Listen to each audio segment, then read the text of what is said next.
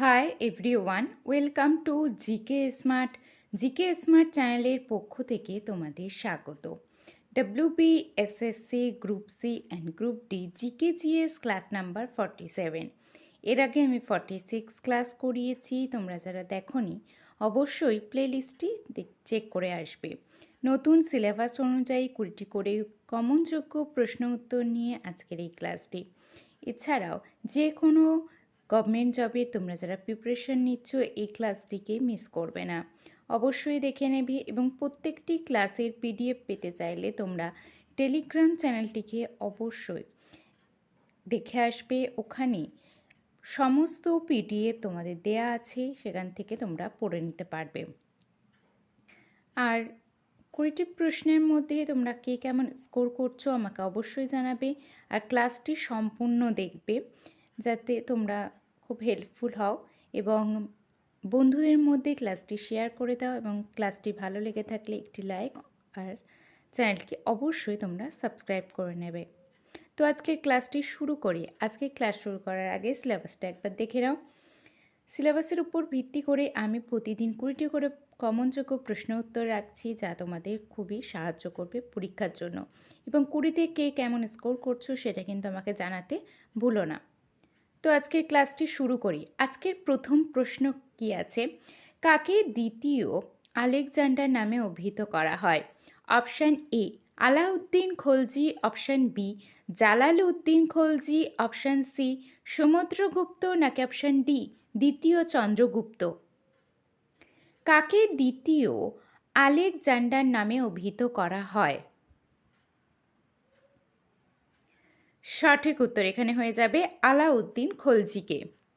পরবর্তী প্রশ্ন, হাম্পি কোন সাম্রাজ্যের রাজধানী ছিল?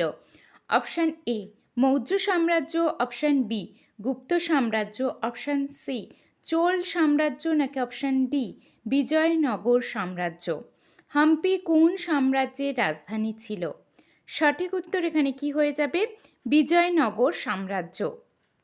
পরবর্তী প্রশ্ন 3 নাম্বার, নিচের কোন যন্ত্র ভূমিকম্প পরিমাপ করে?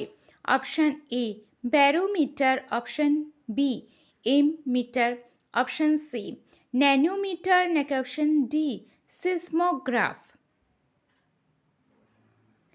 নিচের কোন যন্ত্র ভূমিকম্প পরিমাপ করে? সঠিক উত্তর এখানে কি হয়ে যাবে? না সিসমোগ্রাফ। পরবর্তী প্রশ্ন 4 নাম্বার, দ্বিপদ নামকরণ পদ্ধতির প্রবর্তক কে? Option A Lamarck, option B Linnaeus, option C Hooke, নাকি অপশান ডি মেন্ডেল? দ্বিপদ নামকরণ পদ্ধতির প্রবক্তা কে? সঠিক উত্তর হয়ে যাবে লিনিয়াস। 5 নম্বর প্রশ্ন, কলকাতা মেডিকেল কলেজ কবে স্থাপিত হয়?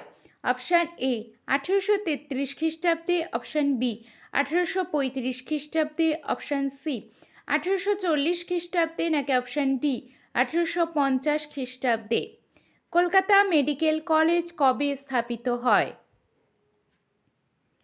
সঠিক উত্তর এখানে কি হয়ে যাবে? 1835 খ্রিস্টাব্দে। পরবর্তী প্রশ্ন, কে ইন্ডাকশন মোটর আবিষ্কার করেন? এখানে স্পেলিং একটু মিস্টেক হয়েছে, তোমরা ঠিক করে নেবে। কে ইন্ডাকশন মোটর আবিষ্কার করেন? Option A Frank Shuman, option B Nikola Tesla, নাকি option C Thomas Savery, option D John L Baird?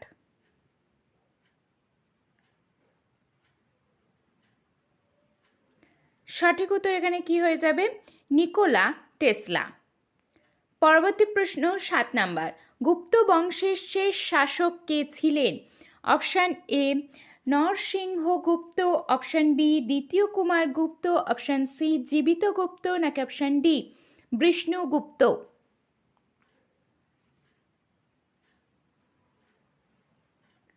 সঠিক উত্তর এখানে কি হয়ে যাবে? বিষ্ণুগুপ্ত। গুপ্ত বংশের শেষ শাসক ছিলেন বিষ্ণুগুপ্ত। পরবর্তী প্রশ্ন 8 নাম্বার, সংবিধানে কতগুলো তপশিল আছে? অপশান এ 8টি, অপশান বি 10টি, অপশান সি 12টি, নাকি অপশান ডি 15টি? সংবিধানে কতগুলি তফসিল আছে? সঠিক উত্তরটি এখানে হয়ে যাবে 12টি। পরবর্তী প্রশ্ন, ভারতের প্রথম স্লিপার বন্দে ভারত ট্রেনটি কোন দুটি স্টেশনের মধ্যে চলাচল করবে? অপশান এ দিল্লি ও মুম্বাই, নাকি অপশান বি হাওড়া ও কামাখ্যা, অপশান সি পাটনা ও লখনৌ, নাকি অপশান ডি চেন্নাই ও বেঙ্গালুরু? ভারতের প্রথম স্লিপার বন্দে ভারত ট্রেনটি কোন দুটি স্টেশনের মধ্যে চলাচল করবে? সঠিক উত্তর এখানে হয়ে যাবে হাওড়া ও কামাখ্যা। পরবর্তী প্রশ্ন 10 নম্বর, কোন রাজ্যে সবচেয়ে বেশি সংখ্যক প্রতিবেশী রাজ্যের সঙ্গে সীমানা আছে? Option A Rajasthan, option B Maharashtra, option C Assam, নাকি অপশান ডি উত্তরপ্রদেশ? কোন রাজ্যে সবচেয়ে বেশি সংখ্যক প্রতিবেশী রাজ্যের সঙ্গে সীমানা আছে? সঠিক উত্তর হয়ে যাবে উত্তরপ্রদেশ। পরবর্তী প্রশ্ন 11 নম্বর, আমাজন বৃষ্টি অরণ্য কোন মহাদেশে অবস্থিত? Option A Africa, option B দক্ষিণ আমেরিকা, অপশান সি এশিয়া, নাকি অপশান ডি ইউরোপ? আমাজন বৃষ্টি অরণ্য কোন মহাদেশে অবস্থিত? সঠিক উত্তরটি হয়ে যাবে দক্ষিণ আমেরিকা। পরবর্তী প্রশ্ন, বায়ুমণ্ডলের কোন স্তরে আবহাওয়ার সংক্রান্ত সমস্ত ঘটনা ঘটে? Option A troposphere, option B stratosphere, option C mesosphere, নাকি option D thermosphere? Target group C and group D preliminary পরীক্ষার সেরা প্রস্তুতি এবং গাইডেন্স পেতে জিকে স্মার্ট চ্যানেলটিকে অবশ্যই তোমরা সাবস্ক্রাইব করে নেবে এবং বেল আইকনটি অল করে রাখবে, যাতে ক্লাস আসার সাথে সাথে তোমরা ক্লাসটি দেখতে পারো। প্রতিদিন সন্ধ্যে 7টায় কিন্তু এই ক্লাসটি চলছে, তো একদমই মিস করো না। আর পরীক্ষার বেশি দিন বাকি নেই, তো সময় নষ্ট না করে ক্লাসগুলি দেখো এবং পিডিএফগুলি কিন্তু তোমরা টেলিগ্রাম চ্যানেলে ফ্রিতে পেয়ে যাচ্ছ, তো সেইগুলো অবশ্যই তোমরা চেক করে নেবে। তো 12 নম্বর প্রশ্নের সঠিক উত্তরটি এখানে কি হয়ে যাবে না ট্রোপোস্ফিয়ার। বায়ুমণ্ডলে ট্রোপোস্ফিয়ার আবহাওয়া সংক্রান্ত সমস্ত ঘটনা ঘটে থাকে। পরবর্তী প্রশ্ন 13 নম্বর, ভারতের দীর্ঘতম উপকূল রেখা বিশিষ্ট রাজ্য কোনটি? Option A Andhra Pradesh, option B Tamil Nadu, option C Gujarat, option D Maharashtra? ভারতের দীর্ঘতম উপকূলরেখা বিশিষ্ট রাজ্য কোনটি? সঠিক উত্তর হয়ে যাবে গুজরাট। পরবর্তী প্রশ্ন 14 নম্বর, কত শ্রেণী পর্যন্ত মাতৃভাষা বা আঞ্চলিক ভাষায় শিক্ষা দেওয়ার কথা বলা হয়েছে? অপশান এ ক্লাস 3 পর্যন্ত, অপশান বি ক্লাস 5 পর্যন্ত, অপশান সি ক্লাস 10 পর্যন্ত, নাকি অপশান ডি সব ক্লাসেই? কত শ্রেণী পর্যন্ত মাতৃভাষা বা আঞ্চলিক ভাষার শিক্ষা দেওয়ার কথা বলা হয়েছে? সঠিক উত্তর হয়ে যাবে ক্লাস 5 পর্যন্ত। পরবর্তী প্রশ্ন 15 নম্বর, আমাজন বৃষ্টি অরণ্য বিশ্বের বৃহত্তম অরণ্য, এটি কোন মহাদেশে অবস্থিত? Option A Africa, option B দক্ষিণ আমেরিকা, অপশান সি এশিয়া, নাকি অপশান ডি ইউরোপ? আমাজন বৃষ্টি অরণ্য বিশ্বের বৃহত্তম অরণ্য কোন মহাদেশে অবস্থিত? সঠিক উত্তরটি হয়ে যাবে দক্ষিণ আমেরিকা। পরবর্তী প্রশ্ন 16 নম্বর, আয়তনের দিক থেকে বিশ্বের বৃহত্তম হ্রদ কোনটি? অপশান এ বৈকাল হ্রদ, অপশান বি সুপিরিয়র হ্রদ, অপশান সি ভিক্টোরিয়া হ্রদ, নাকি অপশান ডি কাম্পিয়ান সাগর? আয়তনের দিক থেকে বিশ্বের বৃহত্তম হ্রদ কোনটি? সঠিক উত্তরটি হয়ে যাবে কাম্পিয়ান সাগর। পরবর্তী প্রশ্ন 17 নম্বর, খেদা আন্দোলন ভারতের কোন রাজ্যের সাথে সম্পর্কিত? Option A Paschimbanga, option B Punjab, option C Kerala, নাকি অপশান ডি গুজরাট?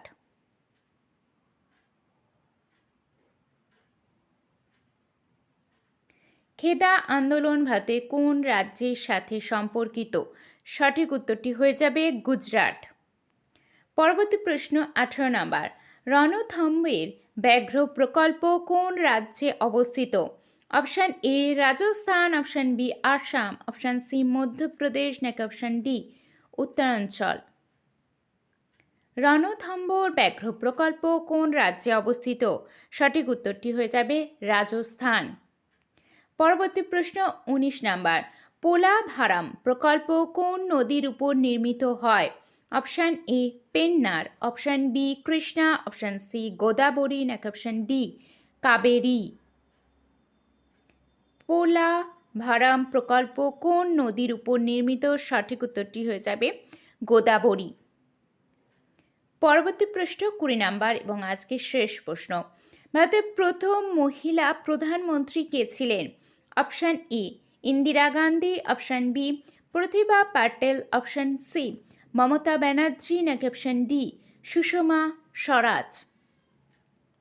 ভারতের প্রথম মহিলা প্রধানমন্ত্রী কে ছিলেন? এখানে সঠিক উত্তরটি কি হয়ে যাবে ইন্দিরা গান্ধী। তো এই 20টি প্রশ্ন তোমাদের কার কেমন লেগেছে আমাকে কমেন্টে অবশ্যই জানাবে, আর ভালো লেগে থাকলে অবশ্যই কিন্তু তোমরা একটি লাইক করে যাবে। তোমাদের এক একটা লাইক আমাকে নতুন একটি ক্লাস আনতে অনেক বেশি মোটিভেট করে। তো আমি বলবো তোমরা ক্লাসগুলি প্রতিদিন সন্ধ্যে 7টায় দেখবে এবং টেলিগ্রাম চ্যানেলে তোমাদের ফ্রি পিডিএফ আছে, তোমরা সেগুলো অবশ্যই চেক করো এবং পড়া স্টার্ট করে দাও, কারণ আর সময় নেই। এবারে কিন্তু গ্রুপ সি এবং গ্রুপ ডির যে কোনো একটি তোমরা পাবেই, কারণ তোমরা প্রিপারেশন ভালোভাবে নাও এবং কার কেমন প্রিপারেশন আমাকে কিন্তু জানাতে ভুলো না। আর 20 নাম্বারের মধ্যে কে কেমন স্কোর করছো কিন্তু এটা কিন্তু অবশ্যই কমেন্টে আমাকে জানাবে। তো আজকে এই পর্যন্ত, টাটা।